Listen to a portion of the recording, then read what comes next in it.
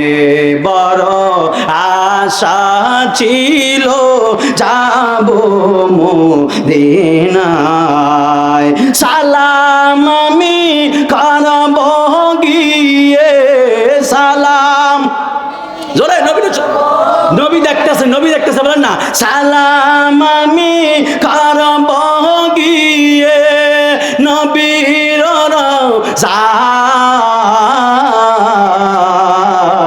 মনে বড় আশা ছিল যাব মদিনায় মনে বড় আশা ছিল আরব সাগর পাড়ি দিব নাইকো আমার তরি পাখি নয় যে উড়ে যাব ডানাতে ভর করি আশায় আছে সম্বল নাই আশায় আছে জোরে নাই বলেন আশায় আছে সম্বল নাই আশা আছে সম্বল নাই করি কি উপায় মনে বড় আশা ছিল যাব মদিনায় মনে বড় আশা ছিল যাব মদিনায় সালাম আমি করব গিয়ে সালাম আমি করব গিয়ে নবীর রওজায় মনে বড় আশা ছিল যাব মদিনায় মনে বড় আশা ছিল যাব মদিনায় একটা জবান বন্ধ রাখবেন না চিৎকার মেরে কন্যা আল্লাহু আকবার দুই হাত তুলে বলেন ইয়া রাসূলুল্লাহ সেই রহমাতুল লিল আলামিনের ভালোবাসার দরকার আছে না নাই নবীর মহব্বত চাই কে চাই না বলেন জীবন চলে যাবে নবীর মহব্বতের মধ্যে বিন্দু পরিমাণ আঘাত লাগতে দেওয়া যাবে না দুই হাত তুলে বলেন ঠিক কিনা বলেন নবী আমাদের ঈমান ঠিক কিনা বলেন নবী আমাদের ঈমান নবী আমাদের জান নবীর জন্য দিয়ে দিতে পারি আমাদের সব কিছু কুরবান কথা বলেন ঠিক কিনা বলেন তাকবীর আল্লাহু আকবার নারে রিসালাত ইয়া রাসূলুল্লাহ আল্লাহর মাহফিল যেখানে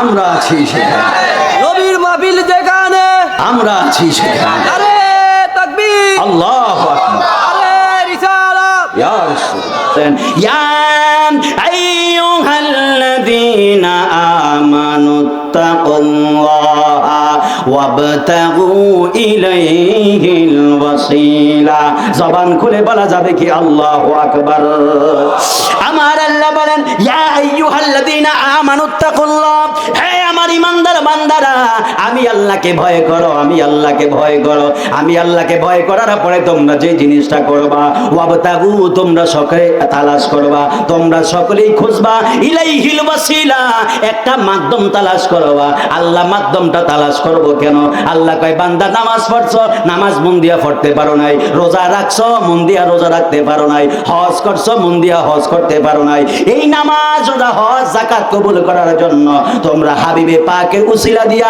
যখন আমি আল্লাহর কাছে দোয়া করবা আমি আল্লাহ তোমাদের নামাজ রোজা হজ যাকাত সব কিছু কবুল করে নিব চিৎকার মেরে বলেন না বাবা সুবহানাল্লাহ দুই হাত তুলে বলেন সুবহানাল্লাহ বলেন এই জন্য বাবারা আল্লাহ আমার নবী কেমন ইজ্জত দিয়ে দিছে এই জন্য সাহাবায়ে কেরামের একই নয় মন ছিল আল্লাহর ইবাদত করত সবচাইতে বেশি নবীর মহব্বত করত ইবাদত যতটুকুই পারত করত কিন্তু নবীর মহব্বতের বেলা 100তে 100 থাকতো আমার নবীর সাহাবী আমার নবী একবার হযরত আলী রাদিয়াল্লাহু তাআলা আনহুকে আমার নবী ডাক দিয়া বললেন আলী তুমি একটু আমার সামনে আসো আলী রাদিয়াল্লাহু তাআলা আনহু নবীর কাছে আসলেন।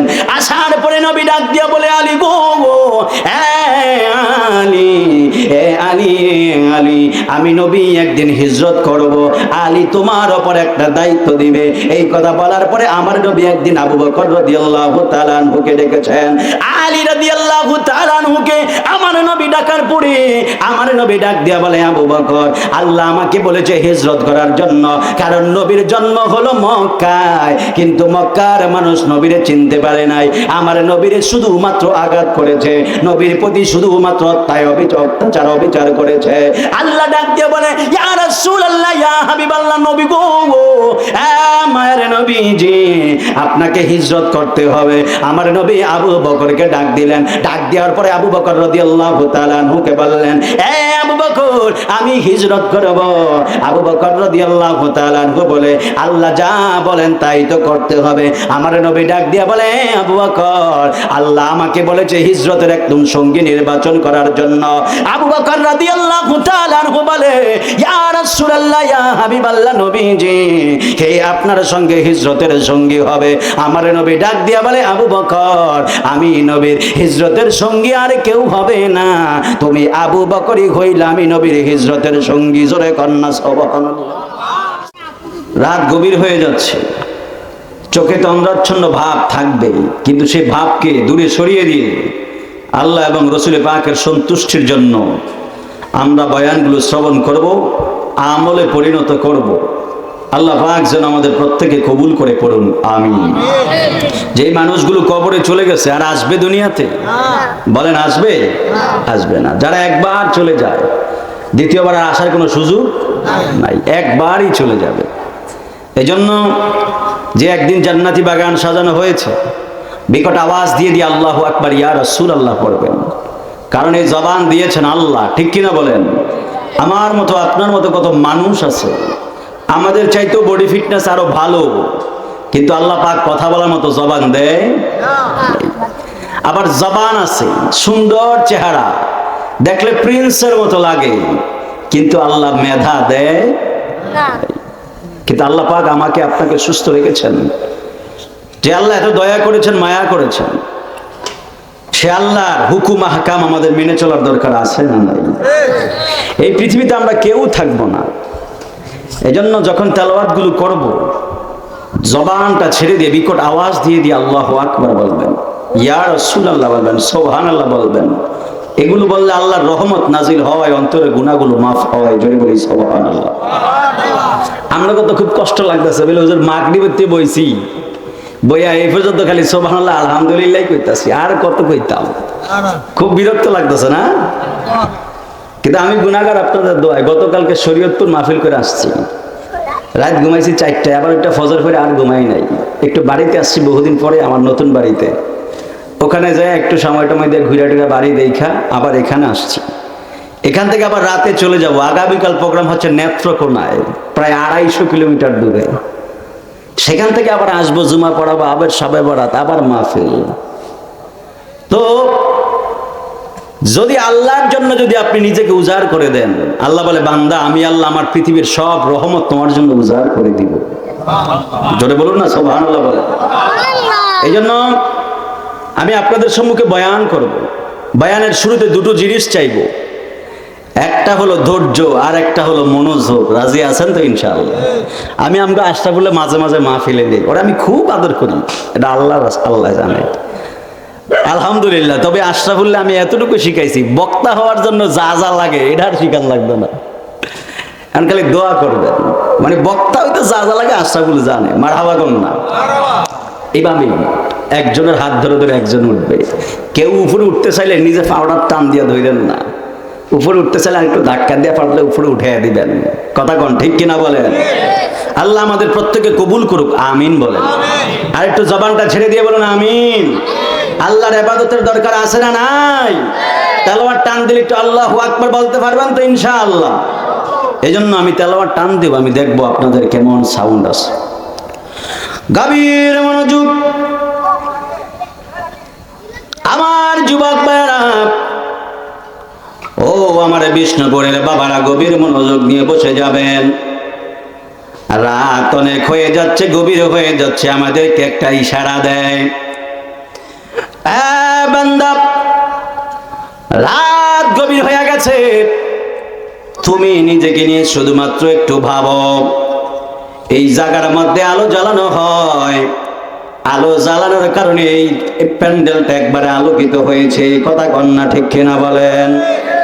কিন্তু এর বাহিরে যদি আপনারা তাকান, বাহিরে যদি আপনারা তাকান, ওই জায়গার মধ্যে আলো নাই, অন্ধকারে আচ্ছন্ন হয়ে গেছে। আমার আল্লাহ বলেন, বান্দা কবরটা তোমাদের জন্য এমন একটা উদাহরণ, যদি দুনিয়ার মধ্যে নেক আমল নিয়ে কবরের মধ্যে আসো, কবরটা আলোকিত হয়ে যাবে। শুধুমাত্র তাই নয়, আমি আল্লাহ তোমার কবরটারে জান্নাতের টুকরা বানায় দিব। জোরে বলি সুবহানাল্লাহ। আর যদি নেক আমল নিয়ে না আসো, যদি বেঈমান হয়ে কবরের মধ্যে আসো, তাহলে কবরটা তোমাদের জন্য জাহান্নামের গর্ত হয়ে যাবে। এই জন্য যুবক ভাইয়েরা, আপনারা জবানটা ছেড়ে দিয়ে বলেন, আমার আল্লাহ রাব্বুল আলামিনের ইবাদতের দরকার আছে না নাই? এই জন্য আল্লাহ বলেন, ওয়ামা খালাকতুল জিন্না ওয়াল ইনসা ইল্লা লিয়াবুদুন।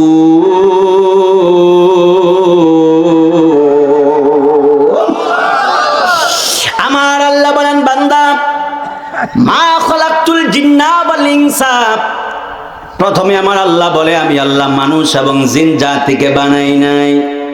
ইল্লা হরফে ইস্তিসনা, হ্যাঁ তবে বানিয়েছি লিয়াবুদুন, আমি আল্লাহ রাব্বুল আলামিনের ইবাদতের জন্য। জোরে কন্না সুবহানাল্লাহ।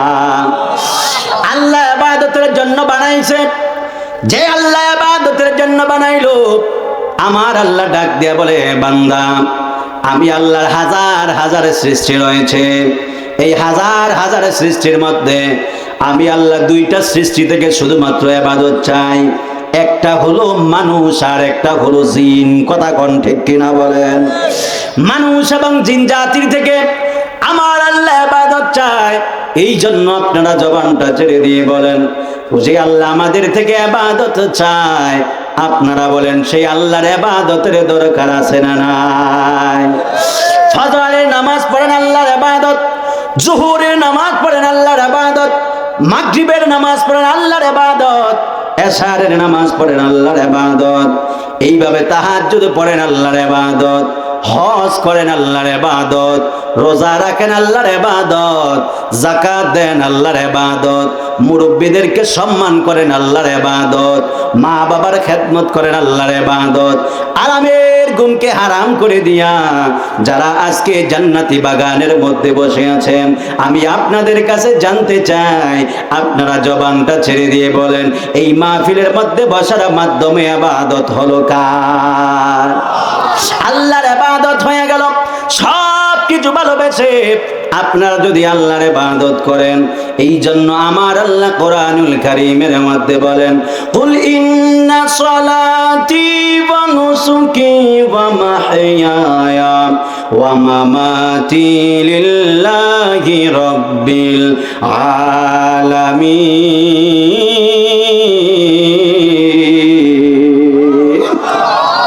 আল্লাহ বলে, কুল ইয়া রাসূলুল্লাহ, ইয়া হাবিবাল্লাহ, আপনি আপনার উম্মতদেরকে জানিয়ে দেন, ইন্না সলাতি ওয়া নুসুকি ওয়া মাহইয়ায়া ওয়া মামাতি লিল্লাহি রাব্বিল আলামিন। ইয়া রাসূলুল্লাহ, ইয়া হাবিবাল্লাহ, আপনি বলেন তাদের নামাজ, তাদের রোজা, তাদের হজ। আল্লাহ বলছে, ইয়া রাসূলুল্লাহ, আপনি বলেন, নবীর জবান দিয়া বলছে, ইয়া রাসূলুল্লাহ, আপনি বলেন, আপনার উম্মতদেরকে বলেন, তাদের নামাজ, তাদের রোজা, তাদের হজ, তাদের যাকাত, তাদের কুরবানি পৃথিবীর কোনো মানুষের জন্য নয়, শুধুমাত্র হবে লিল্লাহি রাব্বিল আলামিন, আমার আল্লাহ রাব্বুল আলামিনের জন্য। জোরে কন্না সুবহানাল্লাহ। এখন আপনারা যদি সব আল্লাহর জন্য করেন, আল্লাহকে ডাক দিয়ে বলবেন, আল্লাহ নামাজ দিলাম আপনার জন্য, রোজা দিলাম আপনার জন্য, হজ দিলাম আপনার জন্য, যাকাত দিলাম আপনার জন্য, কুরবানি দিলাম আপনার জন্য, আমার সন্তান পিতামাতা সব কুরবান আপনার জন্য। ও আল্লাহ, সব কিছু আপনার জন্য কুরবান দিলাম। আল্লাহ কয়, বান্দা কেন তুমি আমাকে কুরবান দিলা? আমার উপরে কেন সব কুরবানি দিয়ে দিলাম? আপনি যদি আল্লাহকে ডাক দিয়ে বলেন, আল্লাহ গো, আমি সব কোরবান দিয়ে দিলাম আপনার ভালোবাসার জন্য। আল্লাহ ডাক দিয়া কয়, বান্দা, কেউ যদি আমি আল্লাহকে ভালোবাসে, আমিও আমার ওই বান্দাকে ভালোবাসবো। যদি আল্লাহকে প্রশ্ন করি, আল্লাহ আমরা ভালোবেসে নামাজ দিলাম আপনার জন্য, রোজা আপনার জন্য, হজ আপনার জন্য, যাকাত আপনার জন্য, সব কিছু দিয়ে দিলাম আপনার জন্য, আল্লাহ এখন আপনি আমাদেরকে কি দিবেন? আমার আল্লাহ কোরআনুল কারীমের মধ্যে কত সুন্দর করে ডাক দিয়া বললেন, ওয়ায়াগফির লাকুম যুনুবাকুম ওয়াল্লাহু গফুরুর রহিম।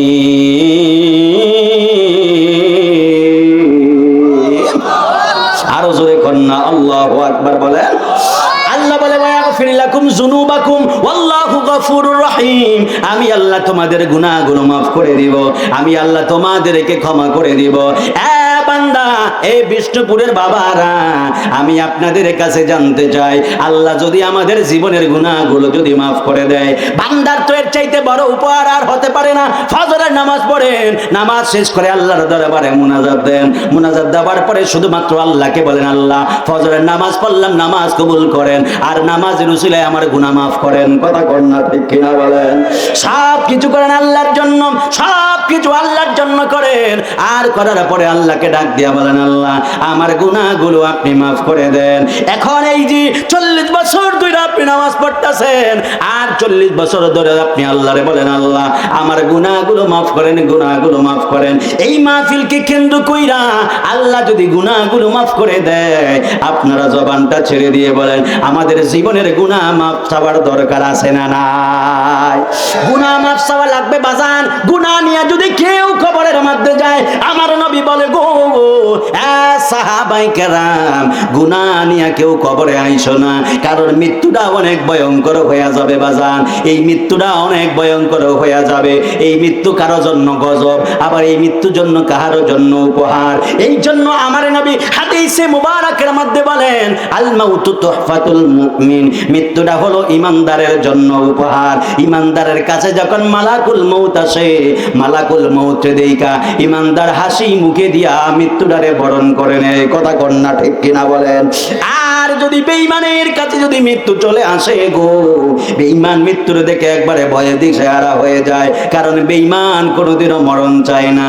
আর এই মরণটা এত ভয়ঙ্কর হয়ে যাবে, আমার নবী ডাক দিয়া বললেন, কোন মানুষ যখন মারা যায়, মানুষের চেহারাটা যদি দেখো ঘেমে যায়, আর মানুষের চেহারাটা যদি দেখো হলুদ বর্ণের হয়, আমার নবী ডাক দিয়া বলেন, কোন মানুষের চেহারা যদি দেখো ঘেমে যাইতে, আর মানুষের চেহারাটা যদি দেখো হলুদ বর্ণের হয়ে যায়, পৃথিবীর উম্মত, তাহলে তোমরা বুঝে নিবা ওই মানুষটার মরার সময় আমি রহমাতুল লিল আলামিনের দিদার হয়েছে।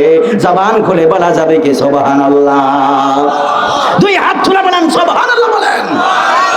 এই জন্য বাবারা, মরণ কখন কোথায় হয়ে যাবে আমরা কেউ জানি না। আপনারা জবানটা ছেড়ে দিয়ে বলেন, আমাদের প্রত্যেকের মরার জন্য প্রস্তুতির দরকার আছে না নাই?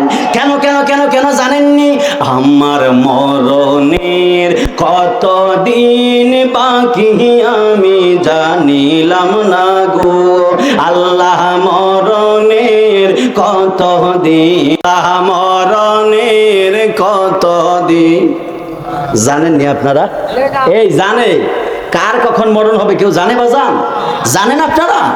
জানেন? তাহলে যেই কোনো সময় মরার জন্য প্রস্তুতি নিয়ে থাকতে হবে। কথা বলেন ঠিক কিনা বলেন?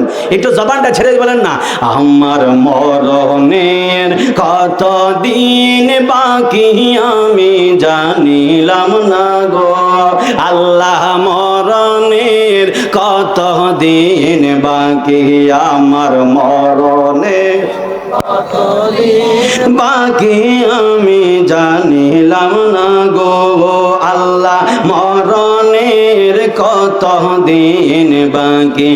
আর আজরাইল আসিয়া যখন হস্তে দিবা দড়ি, আজরাইল আসিয়া যখন হস্তে দিবা দড়ি, তখন আমার মনা বাই করবা লুকালুকি আমি জানিলাম না গো, আল্লাহ মরণের কত দিন বাকি আমার মরণের কত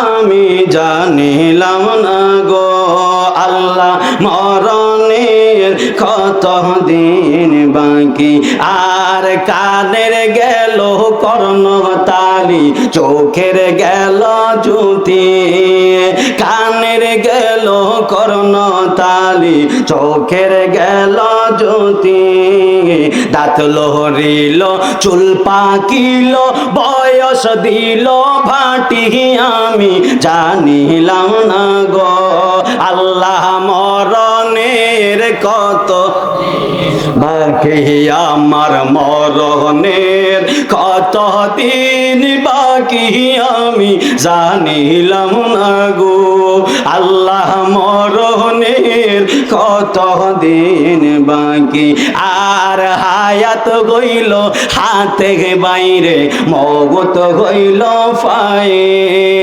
হায়াত গইল হাতে বাইরে, মগত গইল পায়ে, যেই জায়গায় যার মরণ লেখা সেই জায়গায় সে মরে, আমি জানিলাম না গো আল্লাহ মরণের কত জোরে, এই আমার মরণের কত দিন বাকি, আমি জানিলাম না গো আল্লাহ মরণের কত দিন বাকি, আর 40 দিনের আগে বাইরে মৌতের নিশানি দেয়নি, দেয়নি মরার 40 দিন আগে একটা এলান দিয়ে যায়নি বাজান, আর মরণের 40 দিনের আগে বাইরে মৌতের নিশানি, জমদুতে বান্দা নিব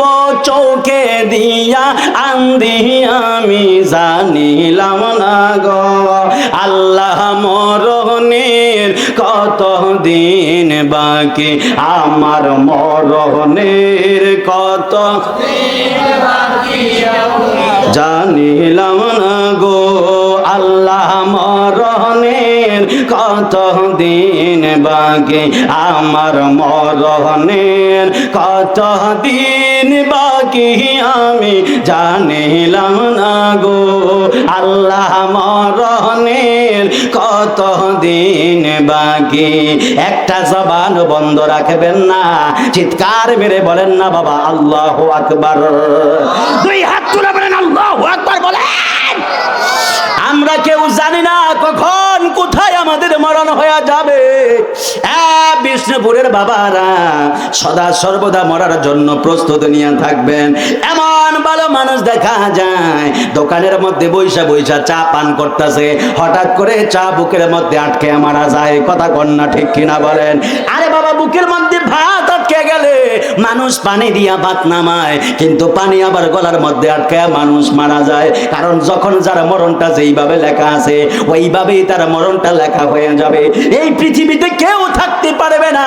আমার দাদা ছিল কবরে চলে গেছে, দাদার বাবা ছিল কবরে চলে গেছে, তার বাবা ছিল কবরের মধ্যে চলে গেছে, কিন্তু যেই বাড়ির মধ্যে বসবাস করেছিল ওই বাড়ির মধ্যে আমার বাবা বসবাস করে। এখন আমিও বসবাস করতেছি, আমার পরে আমার সন্তান বসবাস করবে, তারপরের জেনারেশন আবার বসবাস করবে, একের পর এক বসবাস করবে।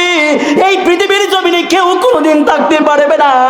আমার দাদা ধান চাষ করতো, দাদার ব্যস্ততা ছিল, বাবা ধান চাষ করতো, বাবার ব্যস্ততা ছিল, আমি ধান চাষ করি, আমারও ব্যস্ততা আছে, কিন্তু নামাজের সময় নাই। হ্যাঁ বন্ধু, আপনারা কেন বুঝেন না? এই পৃথিবীতে আমরা কেউ থাকবো না, আমরা সবাই একদিন কবরের মধ্যে চলে যাব। নিঃশ্বাসের কোনো বিশ্বাস নাই। এখন আমি বয়ান করতেছি বাজান, আমার জবান যদি এখন বন্ধ হয়ে যায়, আমার নিঃশ্বাস যদি এখন বের হয়ে যায়, আমার মাথা থেকে পাগড়িটা খুলে ফেলবে, আমার গায়ের থেকে ব্লেজার গুলো খুলে ফেলবে, আমার জুব্বাটা খুলে ফেলবে, আমার সব কিছু খুলে ফেলবে।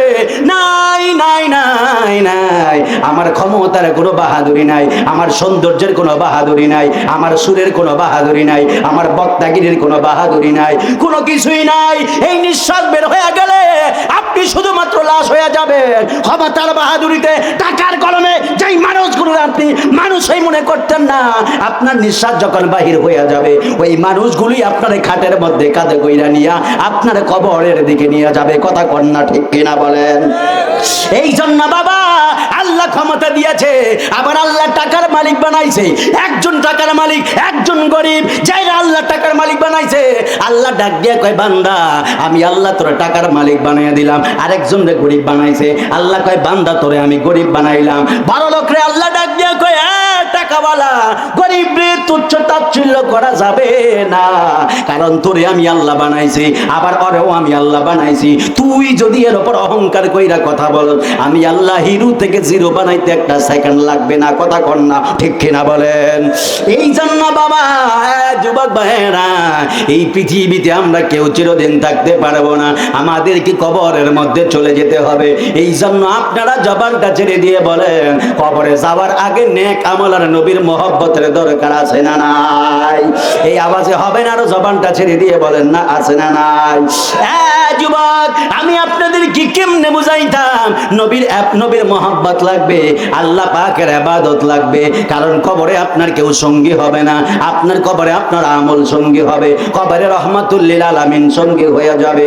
আপনি যদি নবীর মহব্বত ছাড়া কবরের মধ্যে যান তাহলে কবর ভয়ঙ্কর হয়ে যাবে। আবার বললেন আমি আশিকে রাসূল কিন্তু নামাজের কোনো খবর নাই, তাহলে আরো ভয়ঙ্কর হয়ে যাবে। তার মানে আমল যেমন তেমনই হোক না কেন, অল্প আমল করবেন কিন্তু অন্তরের মধ্যে নবীর মহব্বত 100তে 100 লাগবে। কথা কন্যা ঠিক কিনা বলেন? কেন কেন কেন জানেননি?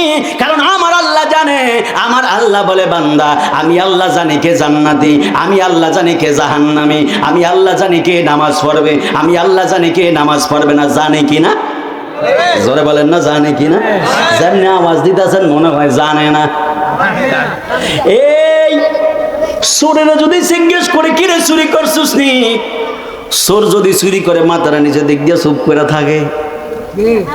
আবার যখন মেয়ের জন্য জামাই দেখে, বাবা মেয়েরে জিজ্ঞেস করে মা কয় কি, কয় জামাই পছন্দ হয়েছে নি, যদি মাথা নিচের দিক দিয়ে দেয় পছন্দ। বুঝলেন না? বিয়ে করেন নাই অনেক কেউ, এই সব বিয়ে আমারও তো বিয়ে ইত্যা নাকি, বুঝলেন রে? ওরা চুপ থাকা কি মানে? হ্যাঁ চুপ থাকা মানে কি মানে সম্মতি, এটাকে কাউলি ফিআলি তাকরিরি হাদিস। কি হাদিস? তাকরিরি হাদিস। কাউলি হাদিস আছে, ফিআলি আছে, তাকরিরি আছে। কাউলি কি? যেগুলো আমার রাসূল সাহাবীদেরকে বলছে আমল করো। তাকরিরি কোনগুলা? সাহাবীরা তাকরির হচ্ছে কোনগুলা? যেগুলো সাহাবীরা করেছে। আর হ্যাঁ আবার কাউলি ফিআলি তাকরিরি হাদিস কোনটা? ফিআলি যেগুলো সাহাবীরা করছে। আর তাকরিরি হাদিস হচ্ছে ওইগুলা সাহাবীরা নবীর কাছে যায় বলছে ইয়া রাসূলুল্লাহ আমরা কি এটা করতাম, নবী কিছুই কয় না, আমরা কি এটা ছাইড়া দিতাম, নবী কিছুই কয় না। তার মানে কি কি করলে করো, না করলে করলে করো, না করলে যেই আমলের ব্যাপারে করলে করো, না করলে নাই, সেগুলোকে বলা হয় তাকরিরি। কি বলে? তাকরিরি। এই জন্য বাজান দেখবেন এই যে শুক্রবারে শবে বরাত কিছু কিছু মোল্লারা ফতুয়া দিয়ে দিব শবে বরাতে হালুয়া রুটি বানানো না জায়েজ বেদাত। আছে কিনা বলেন? যদি বলেন না আছে কিনা বলেন? বলে এগুলো বানানো বেদাত। আমি কই ভাই ঠিক আছে যান, শবে বরাতকে সামনে নিয়ে বা উদ্দেশ্য কইরা হালুয়া রুটি বানানো বেদাত। কয় কেন? কয় এগুলো সাহাবীরা কেউ করে নাই, সাহাবীরা কেউ করে নাই। তাহলে আমিও এখন আপনাদের বলি ভাই, সারাদিন রোজা রাখা দিই, সন্ধ্যাবেলা ইফতারি মুড়ি বুট পেঁয়াজু নিয়ে বন, কোন সাহাবী মুড়ি বুট পেঁয়াজু খাইছে? এটা আমার কর বলেন, এটা আমার কর। রোজা রাখলে যে মুড়ি বুট পেঁয়াজু খাই তুই, এটা কোন সাহাবী খাইছে? কোন সাহাবীরা খাইছে? ওইটার সময় হইতো না, ওইটার সময় হবে না। ফরের বেলায় খালি ফতুয়া। আল্লাহ আমাদের হেফাজত করুক, আমিন বলেন। আরো জোরে বলেন আমিন। গভীর মনোযোগ আমার যুবক ভাইরা, গভীর মনোযোগ নিয়ে বয়ানটা শুনবেন। আপনারা জবানটা ছেড়ে দিয়ে বলেন রাসূলে পাকের মহব্বতের দরকার আছে না নাই? আমার নবীর মহব্বত লাগবে। কেন মহব্বত লাগবে? আমি আপনাদের পরিচিত সূরা দিয়ে কিছু কথা বলার চেষ্টা করব। আমার আল্লাহ কোরআনুল কারীমের মধ্যে বলেন ফাসাব্বিহ বিহামদি রাব্বিকা ওয়াস্তাগফির ইন্নাহু কানা তাওয়াবা।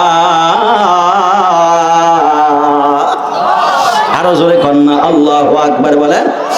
সূরাটা পারেননি আপনারা? পারেননি? জানেননি কোন সূরা? জানেন সূরা নাসর, এটা কি সূরা কয়? ইদা নাসর, নাসর কিন্তু আপনাদের গ্রামে কি জানেন? ইজাজা মানে এমনারে কয় ইজাজা আর কি বুঝেননি, কিন্তু এর নাম কি? সূরা নাসর। কি নাম? সূরা নাসর, কিন্তু আমরা ইজাজা কইলে আর কি চিনি। আমার আল্লাহ বলেন ফাসাব্বিহ বিহামদি রাব্বিকা ওয়াস্তাগফির। ইয়া রাসূলুল্লাহ, ইয়া হাবিবাল্লাহ, আপনি আল্লাহর প্রশংসা করেন আর আল্লাহর কাছে বেশি বেশি তওবা করেন, ইস্তেগফার করেন, ক্ষমা চান।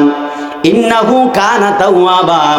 আমার আল্লাহ বলে ইয়া রাসূলুল্লাহ, আপনি তওবা করেন, গুনাহ মাফ, আপনি তওবা করেন, ক্ষমা প্রার্থনা করেন এবং আল্লাহর বেশি বেশি প্রশংসা করেন। কেন? এখন যদি আমি আপনাদের কাছে জানতে চাই, মানুষ তিনি গুনাহ মাফ চাইবে বা তিনি ক্ষমা চাইবে, নবীর কোনো গুনাহ নাই, নবীর গুনার কথা বলা যাবে না। আল্লাহর কাছে তিনি ক্ষমা চাবেন। জিনার জীবনে গুনাহ আছে, অন্যায় আছে, কথা কন্যা ঠিক কিনা বলেন? কিন্তু আল্লাহ কেন আমার নবীকে বললেন ইয়া রাসূলুল্লাহ, ইয়া হাবিবাল্লাহ, আপনি আল্লাহর প্রশংসা করেন এবং আল্লাহর কাছে তওবা ইস্তেগফার করেন? কেন তওবা ইস্তেগফার করবে? কারণ আমার আল্লাহ বলেন ইয়া রাসূলুল্লাহ, ইয়া হাবিবাল্লাহ, এই তওবা ইস্তেগফার আপনার জন্য নয়, এই তওবা ইস্তেগফার হবে আপনার উম্মতের জন্য। জোরে কন্যা সুবহানাল্লাহ। যেই উম্মতের জন্য আমার আল্লাহ নবীকে বলে ইয়া রাসূলুল্লাহ, আমি আল্লাহর কাছে তওবা ইস্তেগফার করেন। এখন বলবেন হুজুর তওবা ইস্তেগফার আমাদের জন্য কেন? এখন আমি আবার যাই আড়াইতাল্লাহ সূরা, যে এই সূরাটাকে সূরায়ে মাউন বলা হয়, এই আড়াইতাল্লাহ সূরা থেকে আবার একটা আয়াতে কারিমা নেই। আমি বাজান আপনাদেরকে বোঝানোর জন্য বলতেছি, আমি ভূমিকাটা দিয়া তারপরে বয়ানের দিকে যাব ইনশাআল্লাহ। আমার আল্লাহ এই সূরায়ে মাউনের মধ্যে আমার আল্লাহ বলেন, ফাওয়াইলুল লিল মুসাল্লিন আল্লাযীনা হুম আন সালাতিহিম সাহুন। আরো জোরে কন্যা আল্লাহু আকবার বলেন। আল্লাহ বলে ফাওয়াইলুল লিল মুসাল্লিন, ধ্বংস হয়ে যাক ওই সমস্ত নামাজিরা। আল্লাহ পাক নামাজি বান্দাদেরকে আল্লাহ বলেন নামাজিরা একবারে ধ্বংস হয়ে যাক। নামাজ পড়লে আল্লাহর রহমত আসলে, নামাজ পড়লে আল্লাহর বন্ধু হয়, নামাজ পড়লে আল্লাহর ওলি হয়। কিন্তু আল্লাহ নামাজিদেরকে আবার অভিশাপ দেয়। আল্লাহ কয় ফাওয়াইলুল লিল মুসাল্লিন, ওই সমস্ত নামাজিরা ধ্বংস হয়ে যাক। ও আল্লাহ কোন নামাজিরা? আল্লাহ কয় আল্লাযীনা হুম আন সালাতিহিম সাহুন, যারা নামাজের মধ্যে দাঁড়াইছে, নামাজের মধ্যে মন নাই, নামাজের মধ্যে ধ্যান নাই, নামাজ রাইকা দোকানের দিকে মনোযোগ, নামাজ রাইকা খেতের দিকে মনোযোগ, নামাজ রাইকা বন্ধুর দিকে মনোযোগ, নামাজ রাইকা খেলার দিকে মনোযোগ, আছে না নাই বলেন? নামাজের মধ্যে যারা দাঁড়াবে কিন্তু নামাজ সম্বন্ধে যারা বেখবর থাকবে, আমার আল্লাহ বলেন ওই সমস্ত নামাজিরা ধ্বংস হয়ে যাক। আল্লাহ এত বড় একটা কঠিন হুঙ্কার দিলেন নামাজিদের ব্যাপারে, যারা নামাজ পড়তে দাঁড়াইছে। আমরা 2 রাকাত নামাজ পড়ি মনোযোগ দিয়া, 3 রাকাত নামাজের মধ্যে মনটা ডানে বামে চলে যায়, আবার কষ্ট কইরা নামাজের মধ্যে আনি, তাশাহুদে বসলে আবার মনটা ডানে বামে চলে যায়। কিন্তু আল্লাহ এই সমস্ত নামাজিদেরকে আল্লাহ বড় অভিশাপ দিয়েছেন। আল্লাহ বলেছেন এই সমস্ত নামাজগুলো ধ্বংস হয়ে যাক। এখন আপনি নামাজ পড়লেন, 3 রাকাত নামাজ পড়লেন মন দিয়া, 4th রাকাত নামাজের মধ্যে আপনি যখন গেলেন, নামাজের মধ্যে যাবার পরে আপনার মনটা ডানে বামে চলে গেল। এখন আল্লাহরে বলবেন আল্লাহ এমন নামাজ পড়লাম আপনার জন্য, এই নামাজ তো মন দিয়া পড়তে পারি নাই, এখন কি আপনি আমাদেরকে আযাব দিবেন? আল্লাহ ডাক দিয়া কয় বান্দারি, বান্দারা, আমি আল্লাহর ভয়ে তোমরা নামাজ পড়লা, আমি আল্লাহর মহব্বতে তোমরা নামাজ পড়লা, কিন্তু পড়ার মতো পড়তে পারো নাই। এই জন্য আমি আল্লাহ তোমাদেরকে একটা কঠিন হুঁশিয়ারি দিয়েছি। বান্দা আমি আল্লাহ যেমন হুঁশিয়ারি দিলাম, আমি আল্লাহ বাঁচার জন্য একটা রাস্তাও রেখেছি। জোরে কন্যা সুবহানাল্লাহ। এখন যদি আল্লাহকে বলি আল্লাহ ওই বাঁচার রাস্তাটা কোনটা? আমার আল্লাহ কোরআনের আরেকটা আয়াতের মধ্যে বলেন ইয়া আইয়ুহাল্লাযীনা আমানুত্তাকুল্লাহা ওয়াবতাগু ইলাইহিল ওয়াসিলা। জবান খুলে বলা যাবে কি আল্লাহু আকবার? আমার আল্লাহ বলেন ইয়া আইয়ুহাল্লাযীনা আমানুত্তাকুল্লাহ, হে আমার ঈমানদার বান্দারা, আমি আল্লাহকে ভয় করো, আমি আল্লাহকে ভয় করো। আমি আল্লাহকে ভয় করার পরে তোমরা যে জিনিসটা করবা, ওয়াবতাগু, তোমরা সকলে তালাশ করবা, তোমরা সকলেই খুঁজবা, ইলাইহিল ওয়াসিলা, একটা মাধ্যম তালাশ করবা। আল্লাহ মাধ্যমটা তালাশ করবো কেন? আল্লাহ কয়, বান্দা নামাজ পড়ছো, নামাজ মন দিয়া পড়তে পারো নাই, রোজা রাখছো, মন দিয়া রোজা রাখতে পারো নাই, হজ করছো, মন দিয়া হজ করতে পারো নাই। এই নামাজ, রোজা, হজ, যাকাত কবুল করার জন্য তোমরা হাবিবে পাকের উসিলা দিয়া যখন আমি আল্লাহর কাছে দোয়া করবা, আমি আল্লাহ তোমাদের নামাজ, রোজা, হজ, যাকাত সব কিছু কবুল করে নিব। চিৎকার মেরে বলেন না বাবা সুবহানাল্লাহ? দুই হাত তুলে বলেন সুবহানাল্লাহ বলেন। এই জন্য বাবারা, আল্লাহ আমার নবী কেমন ইজ্জত দিয়ে দিছে। এই জন্য সাহাবায়ে কেরামের একই নয় মন ছিল, আল্লাহর ইবাদত করত, সবচাইতে বেশি নবীর মহব্বত করত, ইবাদত যতটুকুই পারত করত, কিন্তু নবীর মহব্বতের বেলায় 100তে 100 থাকতো। আমার নবীর সাহাবী, আমার নবী একবার হযরত আলী রাদিয়াল্লাহু তাআলা আনহুকে আমার নবী ডাক দিয়া বললেন, আলী তুমি একটু আমার সামনে আসো। আলী রাদিয়াল্লাহু তাআলা আনহু নবীর কাছে আসলেন। আসার পরে নবী ডাক দিয়া বলে, আলী গো, আলী, আলী, আলী, আমি নবী একদিন হিজরত করব, আলী তোমার উপর একটা দায়িত্ব দিবে। এই কথা বলার পরে আমার নবী একদিন আবু বকর রাদিয়াল্লাহু তাআলা আনহুকে ডেকেছেন। আলী রাদিয়াল্লাহু তাআলা আনহুকে আমার নবী ডাকার পরে আমার নবী ডাক দিয়া বলে, আবু বকর, আল্লাহ আমাকে বলেছে হিজরত করার জন্য, কারণ নবীর জন্ম হলো মক্কায়, কিন্তু মক্কার মানুষ নবীরে চিনতে পারে নাই। আমার নবীরে শুধুমাত্র আঘাত করেছে, নবীর প্রতি শুধুমাত্র অত্যাচার অবিচার করেছে। আল্লাহ ডাক দিয়ে বলে, ইয়া রাসূলুল্লাহ, ইয়া হাবিবাল্লাহ, নবী গো, মায়ের নবীজি, আপনাকে হিজরত করতে হবে। আমার নবী আবু বকরকে ডাক দিলেন। ডাক দেওয়ার পরে আবু বকর রাদিয়াল্লাহু তাআলা আনহুকে বললেন, এ আবু বকর, আমি হিজরত করব। আবু বকর রাদিয়াল্লাহু তাআলা আনহু বলে, আল্লাহ যা বলেন তাই তো করতে হবে। আমার নবী ডাক দিয়া বলে, আবু বকর, আল্লাহ আমাকে বলেছে হিজরতের একদম সঙ্গী নির্বাচন করার জন্য। আবু বকর রাদিয়াল্লাহু তাআলা আনহু বলে, ইয়া রাসূলুল্লাহ, ইয়া হাবিবাল্লাহ, নবীজি, কে আপনার সঙ্গে হিজরতের সঙ্গী হবে? আমার নবী ডাক দিয়া বলে, আবু বকর, আমি নবীর হিজরতের সঙ্গী আর কেউ হবে না, তুমি আবু বকরই হইলে আমি নবীর হিজরতের সঙ্গী। জোরে কন্যা সুবহানাল্লাহ। আবু বকর রাদিয়াল্লাহু তাআলা আনহু তিনি নবীকে ডাক দিয়া বললেন, ইয়া রাসূলুল্লাহ, কখন আপনি হিজরত করবেন? আমার নবী বললেন, আবু বকর, তোমাকে জানাবো, তবে একটা রাতের বেলায় আমি হিজরত করব। আবু বকর বাড়ির মধ্যে চলে গেলেন। আমার নবী হিজরতের দিন যখন চলে আসলো, আমার নবী রাতের বেলায় বের হলেন।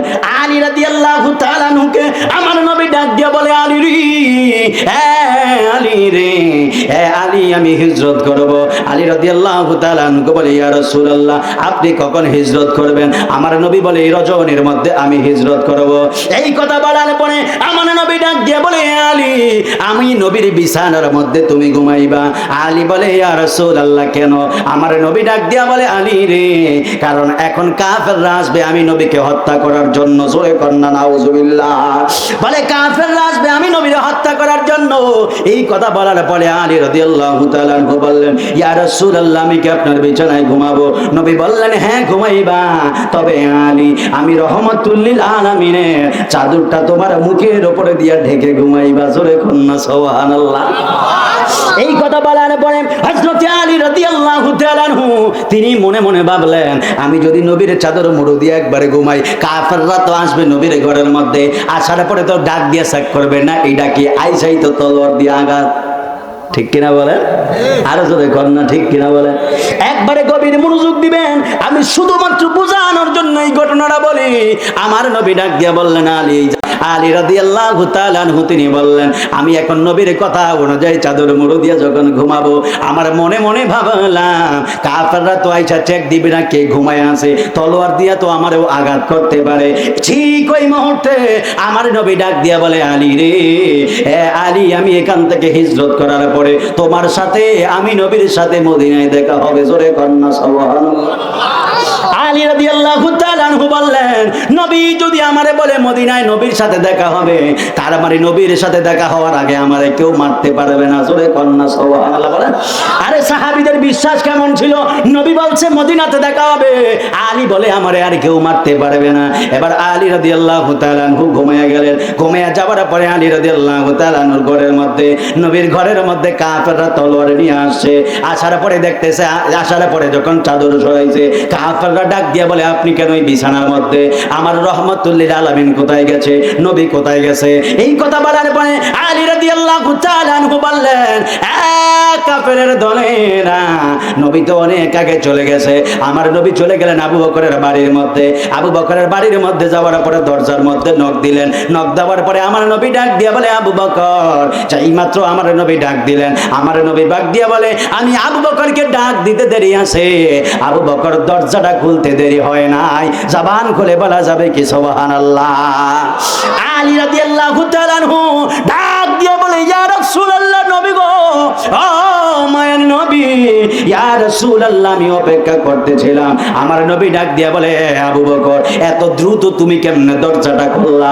বলে, ইয়া রাসূলুল্লাহ, ইয়া হাবিবাল্লাহ, আপনি যেদিন আমাকে বলেছেন আমাকে নিয়ে হিজরত করবেন, ওই দিন থেকে আদ্য রজনী পর্যন্ত একটা রাতেও আমি আবু বকরের বিছানাতে পিঠ লাগাই না। জবান খুলে বলা যাবে কি সুবহানাল্লাহ? এই কথা বলার পরে আমার নবী আবু বকর রাদিয়াল্লাহু তাআলা আনহুকে নিয়ে সামনে গেলেন। সামনে যাইতে যাইতে যাইতে যাইতে আবু বকর রাদিয়াল্লাহু তাআলা আনহু হঠাৎ করে আমার নবীকে ডাক দিয়া বলে, ইয়া রাসূলুল্লাহ, ইয়া হাবিবাল্লাহ, নবীজি,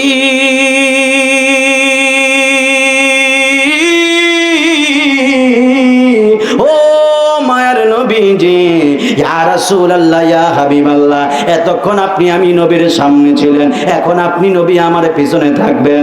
আবু বকর রাদিয়াল্লাহু তাআলা আনহু এই কথা বলার পরে একটা দৌড় দিয়ে নবীর সামনে গেলেন। আমার নবীর সামনে যাওয়ার পরে নবী ডাক দিয়া বলে, আবু বকর, তুমি কেন আমি নবীর সামনে গিয়েছো? তুমি কি জানো না নবীর সামনে যাওয়া বেয়াদবি, নবীর সামনে হাঁটা বেয়াদবি, নবীর জবানের উপর জবান তুলে কথা বলা বেয়াদবি। আবু বকর বলে, ইয়া রাসূলুল্লাহ, ইয়া হাবিবাল্লাহ, মায়ের নবীজি, আমি জানি আপনি নবীর সামনে হাঁটা বেয়াদবি, তবে এখন থেকে আমি আবু বকর সামনে হাঁটবো। জোরে কন্যা সুবহানাল্লাহ, আরো জোরে কন্যা সুবহানাল্লাহ বলে। সাহাবীরা কেমন ছিল? সাহাবীদের মহব্বত কেমন ছিল? কিছু কিছু মানুষ বলে, বাজান, কয় সুন্নি হুজুর যারা আছে এরা মঞ্চে বৈশাই নবীর গুণগান শুরু করে, আছে না নাই বলেন? আরো জোরে কন্যা, আছে না নাই? কয়টা মঞ্চে বৈশাই নবীর গুণগান করে। আরে বাজান, নবীর গুণগান না বললে বলবো কি?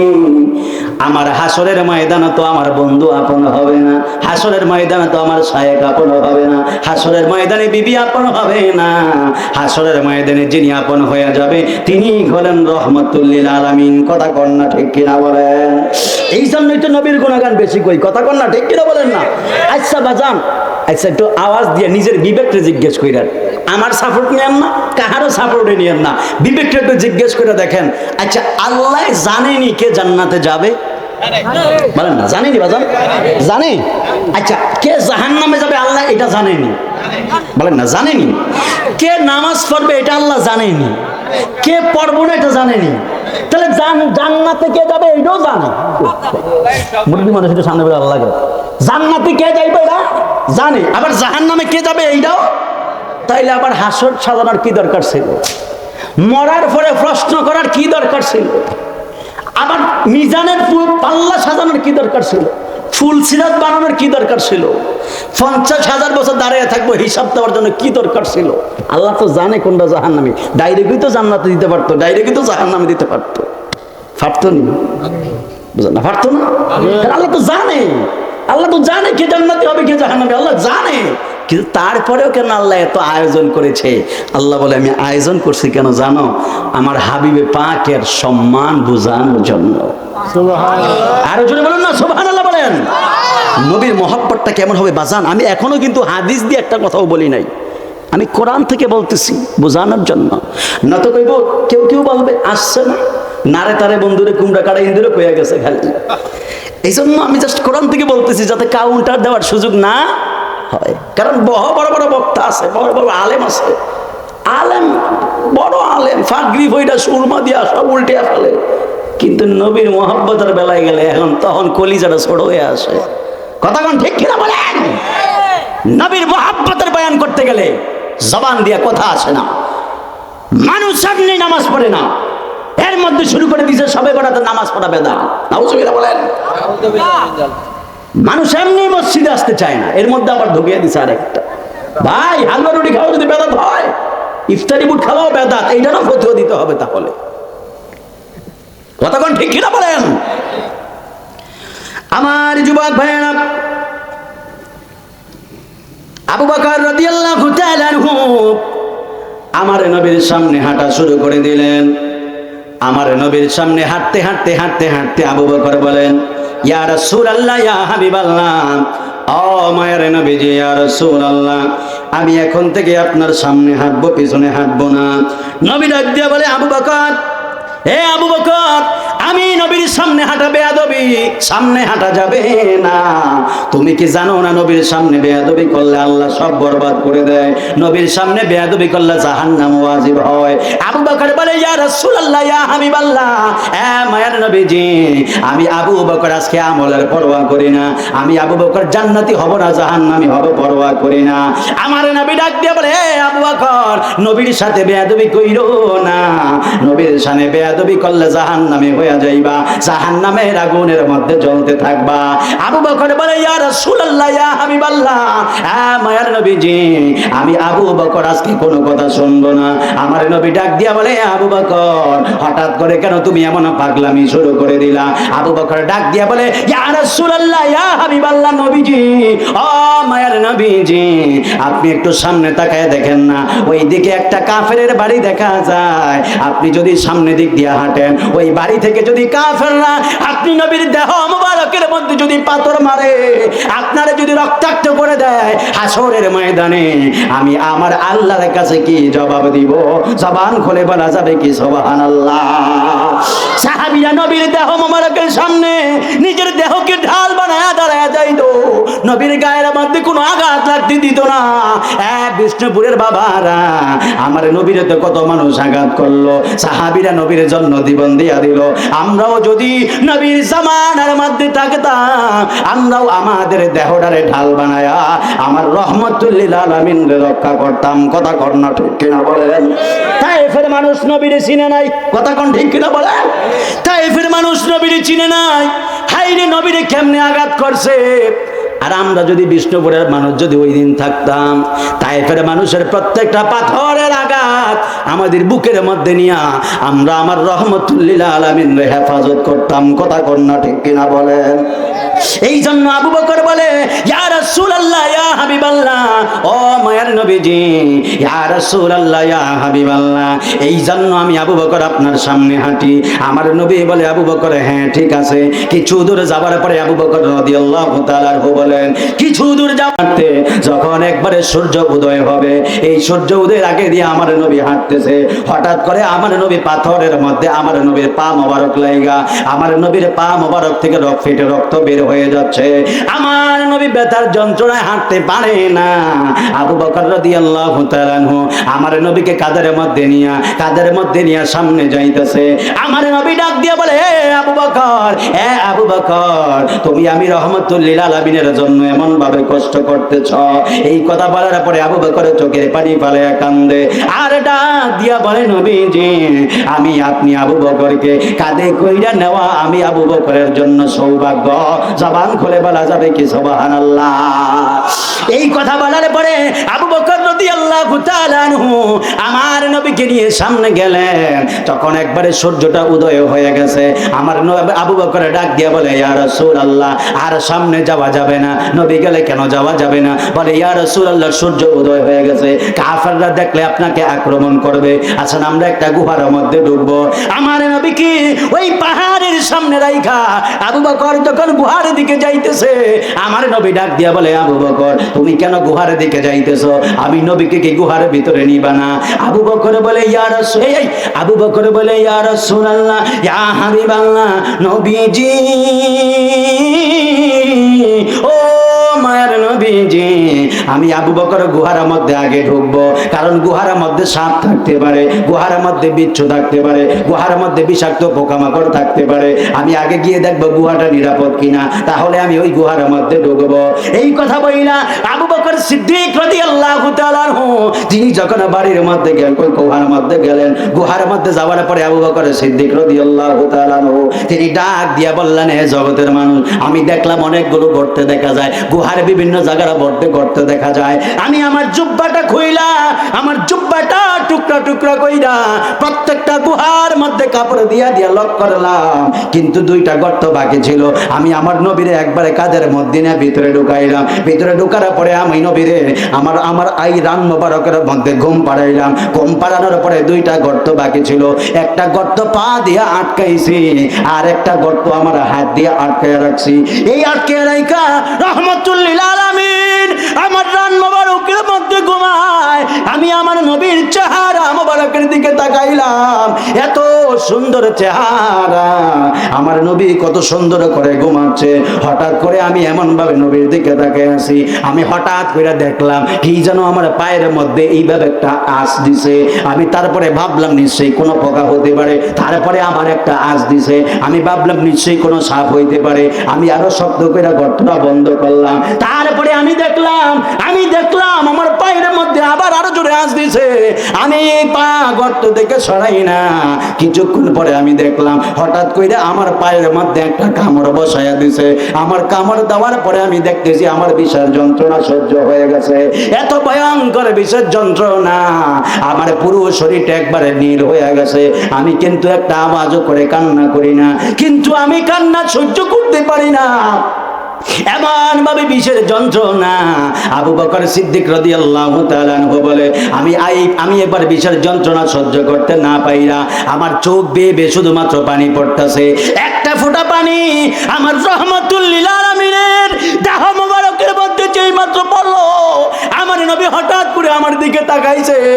আমার নবী আমার দিকে তাকায় বলে, আবু বকর, হে আবু বকর, তোমার চোখের মধ্যে কেন পানি দেখা যায়? নবী যেই মাত্র এই কথা বলছে, আবু বকর বলে, ইয়া রাসূলুল্লাহ, ইয়া হাবিবাল্লাহ, বিষাক্ত সাপ আমারে সবল মারছে, কিন্তু ইয়া রাসূলুল্লাহ, ইয়া হাবিবাল্লাহ, নবীজি, ইয়া রাসূলুল্লাহ, ইয়া হাবিবাল্লাহ, আপনি নবীর কষ্ট হবে বিদায় আমি নবীকে আমি আবু বকর আপনাকে একটা ডাকও দেই নাই, কিন্তু বিষের তীব্র যন্ত্রণা সহ্য করতে না পাইরা আমার চক্ষু দিয়া বের হইয়া পানির ফোঁটা আপনার দেহের মধ্যে পড়েছে।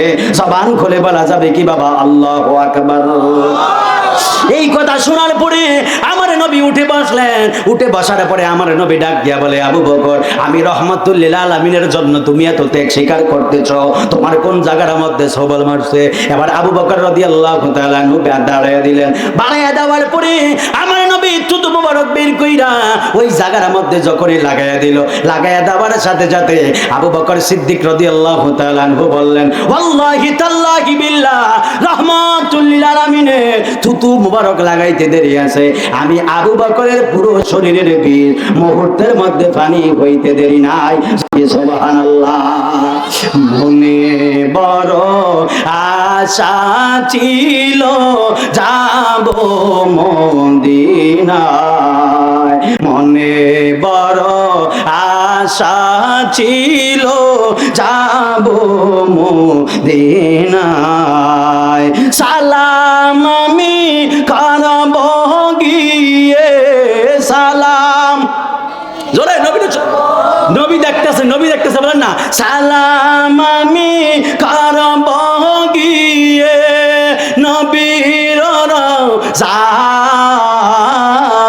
রওজায়, মনে বড় আশা ছিল যাব মদিনায়, মনে বড় আশা ছিল যাব মদিনায়, আরব সাগর পাড়ি দিব নাইকো আমার তরি, পাখি নয় যে উড়ে যাব ডানাতে ভর করি, আশায় আছে সম্বল নাই, আশায় আছে জোরে নাই বলেন আশায় আছে সম্বল নাই, আশা আছে সম্বল নাই, করি কি ভাই মনে বড় আশা ছিল যাব মদিনায়, মনে বড় আশা ছিল যাব মদিনায়, সালাম আমি করব গিয়ে, সালাম আমি করব গিয়ে নবীর রওজায়, মনে বড় আশা ছিল যাব মদিনায়, মনে বড় আশা ছিল যাব মদিনায়। একটা জবান বন্ধ রাখবেন না, চিৎকার মেরে কন্যা আল্লাহু আকবার। দুই হাত তুলে বলেন ইয়া রাসূলুল্লাহ। সেই রহমাতুল লিল আলামিনের ভালোবাসার দরকার আছে না নাই? নবীর মহব্বত চাই কে চাই না বলেন? জীবন চলে যাবে, নবীর মহব্বতের মধ্যে বিন্দু পরিমাণ আঘাত লাগতে দেওয়া যাবে না। দুই হাত তুলে বলেন ঠিক কিনা বলেন? নবী আমাদের ঈমান, ঠিক কিনা বলেন? নবী আমাদের ঈমান, নবী আমাদের জান, নবীর জন্য দিয়ে দিতে পারি আমাদের সব কিছু কুরবান। কথা বলেন ঠিক কিনা বলেন? তাকবীর, নারে রিসালাত, ইয়া রাসূলুল্লাহ বলেন। আল্লাহর মাহফিল যেখানে আমরা আছি সেখানে, নবীর মাহফিল যেখানে আমরা আছি সেখানে। নারে তাকবীর, আল্লাহু আকবার, নারে রিসালাত। ইয়া রাসূলুল্লাহ। কষ্ট নিতেছেন নি বাজান আপনারা? এই কষ্ট নেন। আমি একটু কোরআন উল্টাইতেছি যাতে আমরা একটু বুঝিয়ে দিতে পারি বাজান, কারণ অনেকের গায়ে লাগবে না, গায়ে না লাগবে দেখে একটু বলে দিতেছে আপনারা। আল্লাহ রাব্বুল আলামিন বলেন সূরা নিসার 64 নম্বর আয়াতে আমার আল্লাহ বলেন, কত নম্বর আয়াত? কোন সূরা? সূরা নিসা। জোরে বলেন কোন সূরা? সব বইলে দিতেছি বাজার। 5 নম্বর পারার 7 নম্বর পৃষ্ঠা।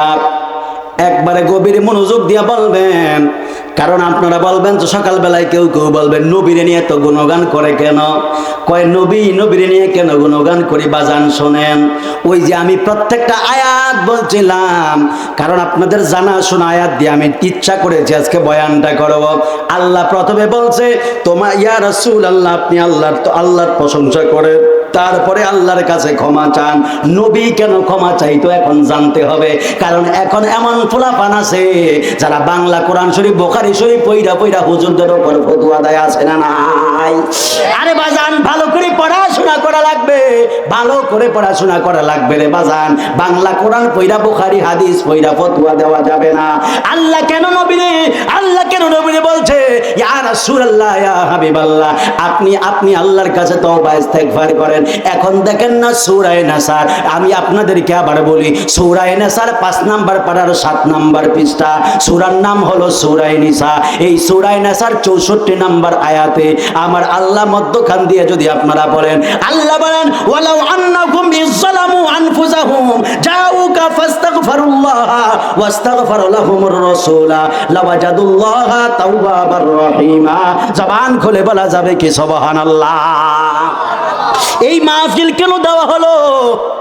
এই মাহফিলে জামগো ইব্রাহিম মেরে তো মাহফিলে জান জীবনটা দিয়ে আল্লাহ মারহাবা কর না, মার জোরে কর না, মারহাবা বলেন। আল্লাহ পাক যেন ওনার মনের আশাটা কবুল করে, সব উৎসর্গ করে দেয় মাহফিলের। দেখেন না কি লাভ ভাই, দেখেন কি লাভ। আমি বয়ানে জামু, কষ্ট হইতেছে না আপনাদের? আমি এখানে বসেই বিশ্বাস হুজুরে ফোন দিয়ে বসেছি, মামা আমি বসতেছি, আপনি আস্তে আস্তে রওনা দেন, হুজুর আসা পর্যন্ত করবেন ইনশাআল্লাহ। কেন এই যে আজকে মাহফিলটা হচ্ছে জান্নাতি বাগান, দেখেন বাগান কত লাভ দেখেন।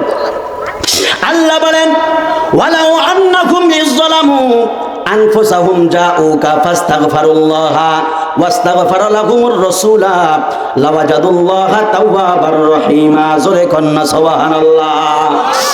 আমার আল্লাহ বলেন, আল্লাহ ডাক দিয়া বললেন, আমার আল্লাহ বলেন, ইয়া রাসূলুল্লাহ, ওই মানুষগুলো গুনাহ করার পরে, নিজের ওপর জুলুম করার পরে, এরা যদি জাউকা, তারা যদি চলে আসে, আমি আবার ভাঙ্গা ভাঙ্গা বলি, ওয়ালাউ আন্নাহুম ইজ্জালামু, এরা যদি নিজের ওপর গুনাহ করার পর, আনফুসাহুম, নফস, নিজের নফসের ওপর জাউকা, তারা যদি চলে আসে, ফাস্তাগফিরুল্লাহ, আল্লাহর কাছে ক্ষমা চায়, ওয়াস্তাগফারা লাহুমুর রাসূলু, এবং তারা যদি আপনি নবীর কাছে আইসা আল্লাহর কাছে যদি ক্ষমা চায়, ওয়াস্তাগফারা লাহুমুর রাসূলু, আর আপনি নবী যদি ওই তাদের জন্য আমি আল্লাহর কাছে ক্ষমা চান, লাওয়াজাদুল্লাহ তাওয়াবার রহিমা, আপনি নবী তাদের পক্ষ হয়ে আমি আল্লাহর কাছে ক্ষমা চাইতে দেরি আছে, আমি আল্লাহ আপনার উম্মতের গুনাহগুলো ক্ষমা করতে দেরি নাই। জবান খুলে বলা যাবে কি সুবহানাল্লাহ?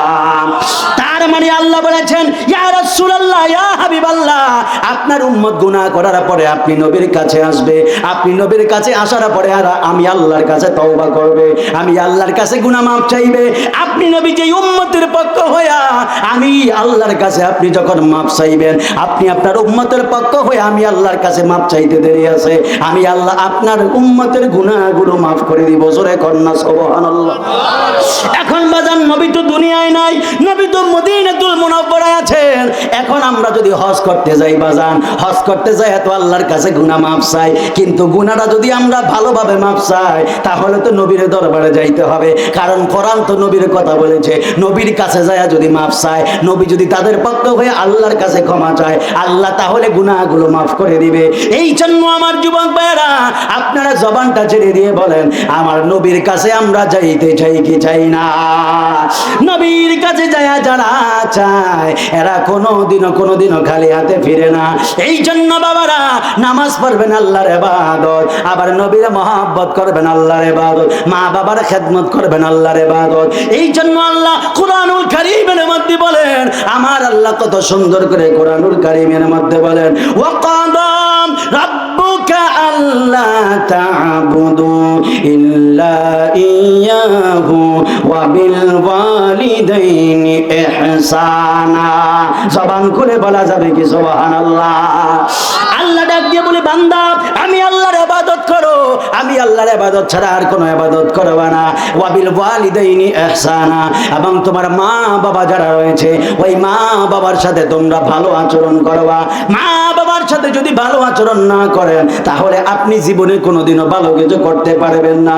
এই পৃথিবীতে যেই মানুষগুলো জিরো থেকে হিরো হয়েছে, এই মানুষগুলো প্রত্যেকেই মাকে ভালোবেসেছে, এই মানুষগুলো প্রত্যেকেই বাবাকে ভালোবেসেছে। বাবা মাকে ভালো না বাসলে কেউ কোনোদিন সুখী হয় না। আপনি দেখবেন পৃথিবীর জমিনে কোটি কোটি টাকার মালিক আছে রে, কিন্তু মানুষগুলো ডাক দিয়ে বলে, বন্ধু আমার কোটি টাকার মালিক আমি, আমার টাকার কোনো অভাব নাই, সম্পদের কোনো অভাব নাই, কিন্তু আমার মনের মধ্যে কোনো শান্তি নাই। বাড়ি গাড়ি সব কিছু আছে, কিন্তু আমার মনের মধ্যে কোনো শান্তি নাই। কেন শান্তি নাই জানেননি? কারণ ওই মানুষগুলো যদিও টাকা পয়সা থাকে, কিন্তু মা বাবার সাথে কোনোদিনও ভালো ব্যবহার করে নাই। কথা বলেন না ঠিক কিনা? তাই এই সময় আপনারা দেখবেন বিভিন্ন কোটিপতিরা দেখবেন ফলের দোকান সামনে নিয়ে, ফল সামনে নিয়ে শুধুমাত্র চোখের পানি ফেলায়া ফেলায়া কান্দে। ডাক দিলে বলে, হুজুর ও বন্ধু আপনি কেন কান্দেন? বলে, হুজুর ফলের দিকে তাকায় তাকায় কান্দে। হ্যাঁ বন্ধু, কেন ফলের দিকে তাকায় তাকায় কান্দেন? মানুষগুলো ডাক দিয়ে বলে, হুজুর এই ফলের দিকে তাকায় কেন কান্দে জানেননি? আমার বাবা ছিল বড় গরিব, আমার বাবা বড় গরিব ছিল, আমার বাবা আমাদেরকে ঠিক মতো খাওয়াইতে পারে নাই, বাবার সামর্থ্য একবারে কম ছিল, কিন্তু বাবার মরার সময় আম করে ডাক দিয়ে বলছিল, এ বাবা, বাবা আমি বাবা মনে হয় দুনিয়ার জমিনে বেঁচে দিন থাকবো না। আমি আমার বাবারে ডাক দিয়ে বলছিলাম, বাবা আপনি তো দুনিয়ার জমিন থেকে চলে যাবেন, আপনি বলেন না আপনার জীবনে কোনো কিছু চাওয়া পাওয়া আছে কিনা, আপনার কি খাইতে মন চায়? আমার বাবা আমারে বলছিল, বাবা আমি মালটা খাইতে চাই। আমি যখন মালটা কেনার জন্য ফলের দোকানের মধ্যে গেলাম, আমি যেই মাত্র যাই ফল কিনলাম, ফল কেনার পরে আমারে হঠাৎ কইরা ফোন দিছে, রে বাবা তুই যেই ফল কেনার জন্য বাবার জন্য বাজারের মধ্যে গেছ, আর ফল কিনা লাগবে না, সেই বাবার জন্য ফল কিনছ, ওই বাবা দুনিয়ার জমিন ছেড়ে চলে গেছে। কথা কর না ঠিক কিনা বলে? এমন আমার জীবনে হয়ে যায়, আমাদের জীবনে অনেক হয়ে যায়। মা জননী কত কিছু খাইতে চায়, সন্তান ওইটা কেনার জন্য যখন বাজারে যায়, আইসা থেকে মা জননী দুনিয়া থেকে বিদায় নিছে। যুবক পায়ের মধ্যে হাত দিয়া বলি, ওই লোকগুলো ডাক দিয়া বলে, হুজুর টাকার অভাবে মারে ফল খাওয়াইতে পারি নাই, টাকার অভাবে বাবারে ফল খাওয়াইতে পারি নাই, কিন্তু আল্লাহ আজকে কোটি কোটি টাকার মালিক বানায় দিছে। এত কোটি কোটি টাকার মালিক হওয়ার পরেও মারে কিন্তু এখন চাইলো আর ফল কিনতে পারি না। হ্যাঁ হুজুর, আল্লাহ আমার ক্ষমতা দিয়ে দিছে, আল্লাহ এমন টাকা পয়সার মালিক বানাইছে, চাইলে একটা ফলের বাগান এখন কিনার সামর্থ্য আছে, কিন্তু বাবারে তো আর বাবারে ফল খাওয়ানো যাবে না, মারে আর কোনোদিনও ফল খাওয়ানো যাবে না। ওই মা তো কবরের মধ্যে পড়ে আছে। এই জন্য যুবক, এ মুরব্বী বাবারা, আপনারা জবানটা ছেড়ে দিয়ে বলেন, আমাদের মা বাবা দুনিয়ার জমিনে বেঁচে থাকতে আমাদের মা বাবার খেদমতের দরকার আছে না নাই? এই আওয়াজে হবে না, আরো জবানটা ছেড়ে দিয়ে বলেন, না আছে না নাই? মা বাবার জন্য বেশি বেশি খেদমত করবেন। এমন সন্তান আমাদের সমাজের মধ্যে আছে, মসজিদের ইমাম সাহেব যায় বলে, হুজুর আমার জন্য দোয়া করবেন, মেয়ের জন্য দোয়া করবেন। কয় মেয়ের জন্য কেন দোয়া করতাম? কয় মেয়ে এসএসসি পরীক্ষা দিবে, মেয়ের জন্য দোয়া চায়, অথচ মা বাবারে খাবার দেয় না। আছে না নাই বলে? জোরে কন্যা আছে না নাই? মা বাবার খেদমত করে না, কিন্তু ইমাম রেজা কয়, হুজুর আমার জন্য দোয়া করেন। কয় কি দোয়া করুম? কয় ফার্নিচারের দোয়ান দিতেছি হুজুর, অথচ বাবারে খাবার টাকা দেয় না। আছে না নাই বলেন? আরো জোরে কন্যা আছে নাই বাজান? কারণ এই ওয়াজগুলো বড় তিতা লাগবে, এই ওয়াজগুলো বড় তিতা লাগবে। তিতা লাগলেও বাজান আমার বলার দায়িত্ব, কারণ আমি বিগত অনেকগুলো বছর আসি নাই, যেহেতু এই বছর এসেছি, আমার অধিকার আমার হক হলো আপনাদেরকে বোঝাইয়া দেওয়া। মানবেন কি মানবেন না এটা হলো আপনাদের ব্যক্তিগত ব্যাপার। তবে একটা কথা মনে রাখবেন, বাবা মায়ের খেদমত করলে কোনোদিন কেউ কখনো হারে না। আরে বাজান বলবেন, হুজুর নিজের জন্য কেন বলেন? বন্ধু, আমার তো কোনো এলেম নাই, আমার তো কোনো সুর নাই, আমার তো ক্ষমতার বাহাদুরি নাই, আমার তো কোনো কিছুরই বাহাদুরি নাই, তারপরেও কেন আল্লাহ এমন ভাবে চালাই জানেন? এই গুনাহগার ফোলারা যাই করি না কেন, অন্তত মা বাবার মুখে সবসময় হাসি ফোটানোর চেষ্টা করি। যখন যা মন চায় মা বাবার জন্য কিনে নিয়ে আসি, না করার পরেও কিনে নিয়ে আসি। আমি বন্ধু বাস্তব কথা বলি, আল্লাহ রাসূল সাক্ষী রাইখা বলি বাজান, আমার মা বাবা অনেক সময় আমার দিকে এমন ভাবে হাসে, আমার বড় মায়া লাগে। আমার বিশ্বাস, নবী হাদিসে মুবারকের মধ্যে বলেছেন, রিদার রাব্বি ফি রিদাল ওয়ালিদাইন ওয়া সাকাতুর রাব্বি ফি সাকাতিল ওয়ালিদাইন। আমার নবী বলে, তুমি যদি আল্লাহর সন্তুষ্টি পেতে চাও, তুমি যদি চাও এই উম্মত, তুমি যদি চাও আল্লাহ তোমার দিকে তাকায়া হাসুক, তাহলে তুমি মায়ের মুখে হাসি ফোটাও, তাহলে তুমি বাবার মুখে হাসি ফোটাও।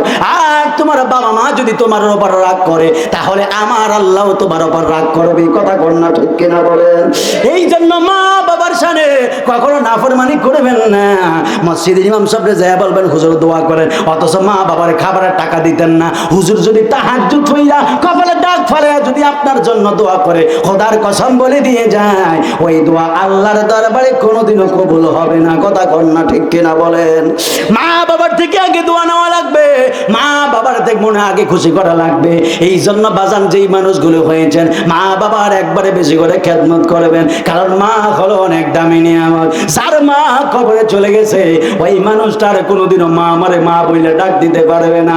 ওই বাবা চলে গেছে, বাবারে আর বাবা বইলে ডাক দিতে পারবে না। সন্তান চোখের সামনে তার মাকে মা বইলা ডাক দেয়, সন্তান চোখের সামনে বাবারে বাবা বইলা ডাক দেয়। ছেলের কলিজা ফেটে যায়, ছেলে মাঝে মাঝে ভাবতেছে, আমার মা যদি থাকতো আমি তো মারে আপনি ডাক দিতাম, আমার বাবা যদি থাকতো আমি তো বাবারে আপনি ডাক দিতাম, কিন্তু আমার বাবা আজকে কবরের মধ্যে চলে গেছে, বাবারে ডাক দিতে পারি না। আমার মা কবরে চলে গেছে, মারে ডাক দিতে পারি না। বিষ্ণুপুরের যুবক ভাইরা, এখনো তো এই কথাগুলো বইলা বইলা মানুষগুলো দোয়া চায়। আপনি যখন রব্বির হামহুমা কামা রব্বায়ানি সগীরা বলেন, এইটা বইলা আল্লাহর কাছে দোয়া করতে দেরি আছে। আমার নবী জবান মুবারক দিয়া বলে, কোন সন্তান যদি চোখের পানি ফেলায়া মায়ের কবরের পাশে দাঁড়ায়া শুধুমাত্র মা বাবার গুনাহ চায় আল্লাহর কাছে দোয়া করে, এরা দোয়া কইরা হাত নামাইতে দেরি আছে, আমার আল্লাহ দোয়া কবুল করতে দেরি হয় না। জবান খুলে বলা যাবে কি সুবহানাল্লাহ? আরো জোরে বলেন সুবহানাল্লাহ বলেন। এই জন্য আমার যুবক ভাইরা, ও মুরব্বী বাবারা, এই জন্য মা বাবার খেদমত করবেন। মা হলো অত্যন্ত দামি। বাজান মনে রাখবেন, মা যেমনই হোক না কেন মার সাথে কোনোদিনও বিচার করা যাবে না।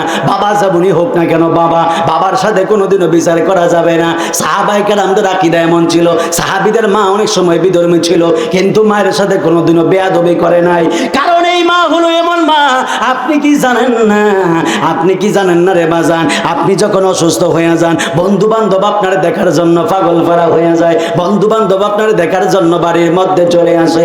আসার পরে যখন রাত 9টা বাজা যায়, বন্ধু বান্ধব ডাক দিয়া বলে, বন্ধু তুই এখন বাড়ির মধ্যে রেস্ট নে, রাত অনেক হয়ে গেছে, আমি বাড়ির মধ্যে যাব। কথা কন না ঠিক কিনা বলেন?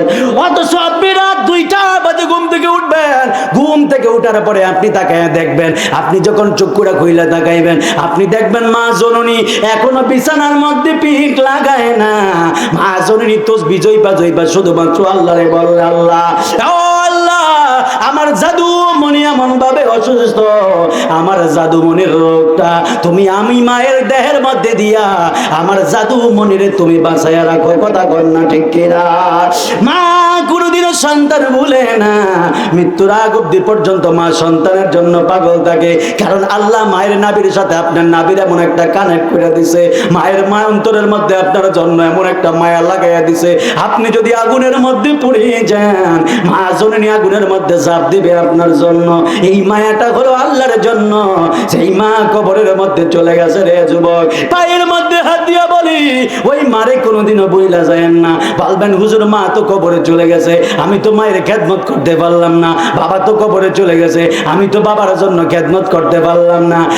বন্ধু রে, বাবা মার খেদমত এখন কেমনে করবেন জানেননি? বাবা মার জন্য বেশি বেশি দোয়া করবেন, কবর জিয়ারত করবেন। এইগুলো কইরা যখন আপনি আল্লাহর কাছে গুনাহ মাফ চাইবেন, এইগুলাই হলো মা দুনিয়া থেকে চলে যাওয়ার পরে খেদমত। কথা কর না ঠিক কিনা?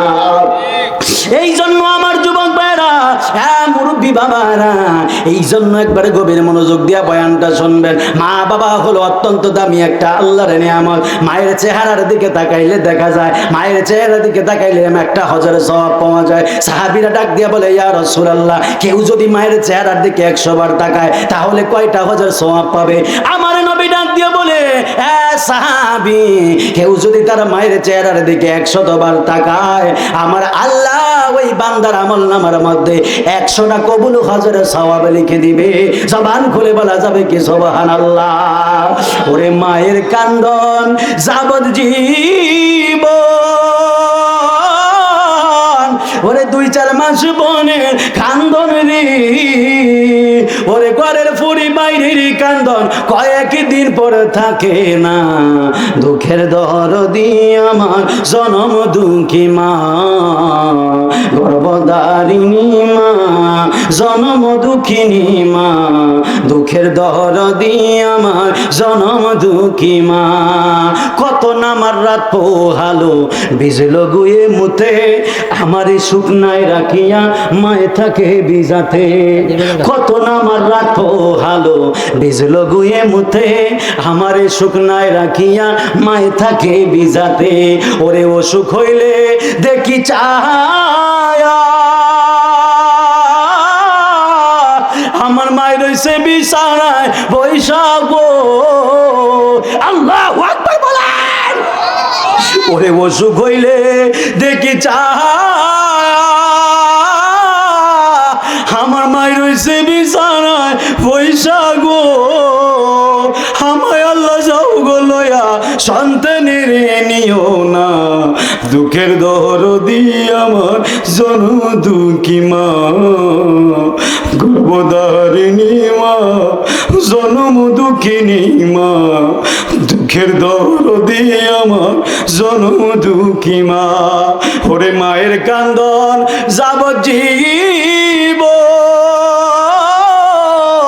ওরে 2-4 মাস বনের কান্দন রে, ওরে ঘরের পুরি বাইরের কান্দন কয়েকদিন পরে থাকে না, দুঃখের দরদি আমার জনম দুঃখী মা, গর্ভধারিণী মা, জনম দুঃখিনী মা, দুঃখের দরদি আমার জনম দুঃখী মা। একটা জবান বন্ধ রাখবেন না, চিৎকার মেরে বলেন না আল্লাহু আকবার। ওই মা বাবা জান্নাতি হোক আমরা চাই কি চাই না? এই আওয়াজ হবে না, আরো জোরে কন্যা চাই কিনা বলে। বাবা যেই বাড়ির মধ্যে বসবাস করেন, বাবা তো এই বাড়িতে ছিল, ছিল কিনা? যেই বাবার বাড়ির মধ্যে বসবাস করেন, দাদা তো এই বাড়িতে ছিল, ছিল কিনা? বাবা বাড়ির মধ্যে ছিল, দাদাও বাড়ির মধ্যে ছিল, এখন বাড়ি ঘর রাইকে একবারে কবরে চলে গেছে। এ বন্ধু রে, আপনি তো জানেন না বাবা কবরে কি অবস্থায় আছে, আপনি তো জানেন না মা কবরে কি অবস্থায় আছে। মা তো কবরের মধ্যে চলে গেছে, বাবা তো কবরের মধ্যে চলে গেছে। এই মা বাবার আপন থাকলে শুধুমাত্র আপনি আপন। আপনি যদি মা বাবার জন্য দোয়া করেন গুনাহ মাফ হবে, আপনি যদি মা বাবার জন্য মাফ না চান গুনাহ মাফ হবে না। আপনারা জবানটা ছেড়ে দিয়ে বলুন, আমাদের মা বাবা জান্নাতি হোক আমরা চাই কি চাই না?